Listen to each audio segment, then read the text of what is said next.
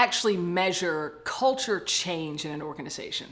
This can be such a challenging and nuanced thing to do. Well, having worked with Fortune 100 organizations all over the world, I want to share with you a few ideas that I've gathered to help you actually track the progress of your culture change endeavors.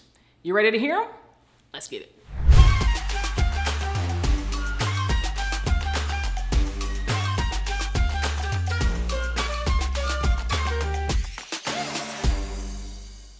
Oftentimes, a change in culture in an organization is necessary to keep an organization engaged, to keep the employees healthy, and to keep the business relevant and competitive. But measuring the progress can get a little bit tricky as you move through the change. In this video, I'm going to be giving you a few ideas how to actually do it. We'll start with what you should be defining at the start of your change efforts. Next, a couple potential tools to employ as you move through the journey. A big watch out you need to be mindful of as you think about measuring your progress. And finally, a quick tip on how to communicate the results. The first idea is to define your key success metrics. So what is the thing that you actually want to measure to ensure that you've been successful? And usually with culture change, it's about changing behaviors and taking a step further, the beliefs that are driving those behaviors. So knowing the behaviors that you want to change,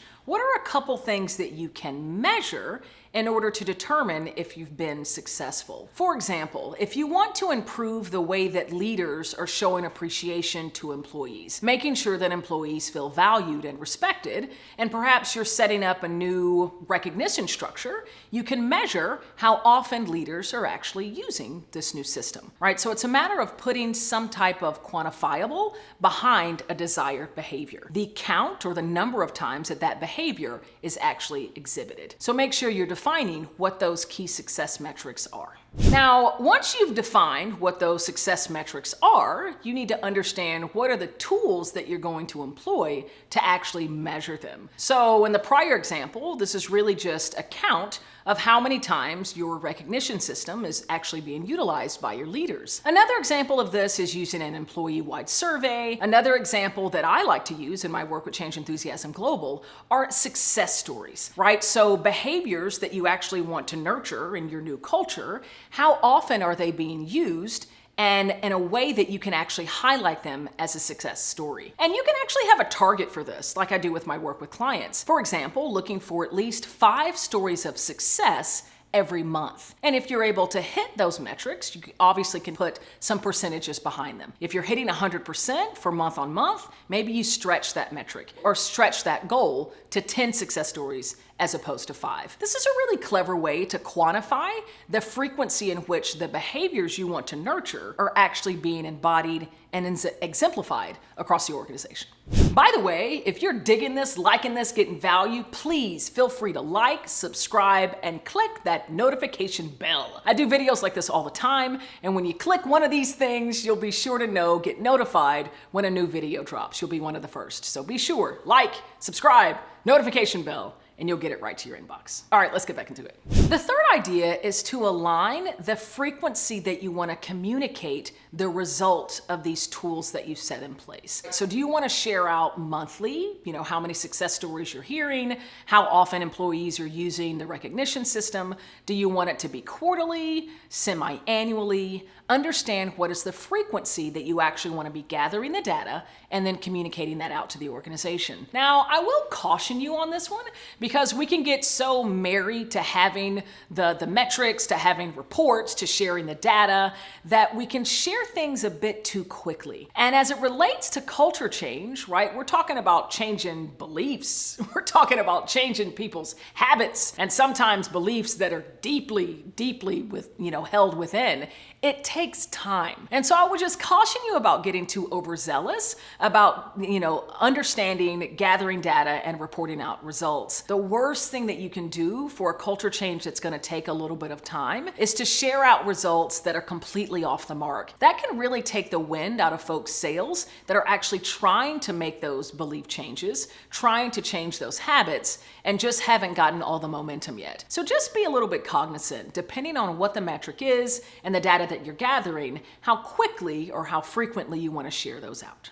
Lastly, I want to share with you a tip on how to communicate out your results. This is a really powerful way to engage with the organization and give them a status or a progress update on how they're doing moving through the culture change journey. And so it always presents an opportunity when we're sharing out results. And so as you think about making these communications, not only do you want to share the success metric, share the data, but also reminder of the why behind the change, right? Every communication should be rooted in, this is the direction that we're moving in, and this is why. And maybe even some testimonials, maybe even some words from senior leadership as to why this is such an important business imperative, how the business is going to be better because of it, how employee lives, work experience is going to be better because of it. Don't lose any opportunity to reiterate your vision and the why behind making this culture change, that culture shift, a reality. So yeah, as you think about communicating out, not only is it grounded in the why,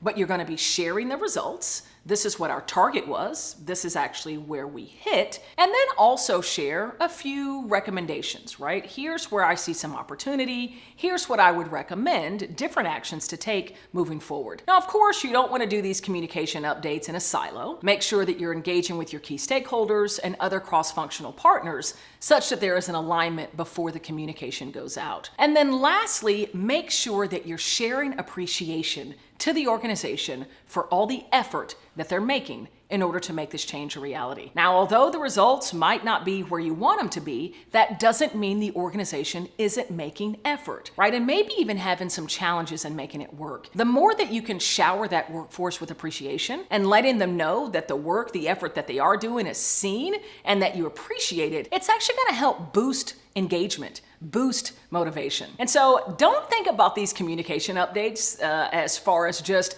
here's the data and here's where we need to go next, but also capitalize on the opportunity to reinforce the why and then to boost motivation and engagement by sharing appreciation.